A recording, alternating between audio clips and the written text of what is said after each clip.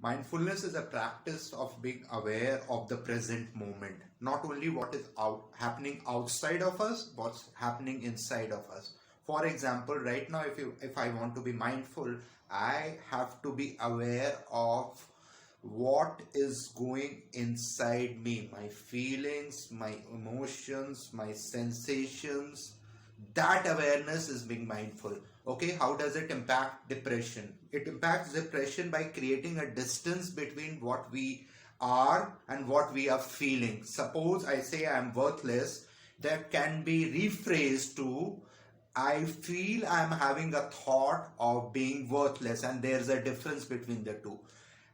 This creates a distance, and this distance helps us in softening the potency of that of depression. What do you think? Do you feel mindfulness is effective in curing depression?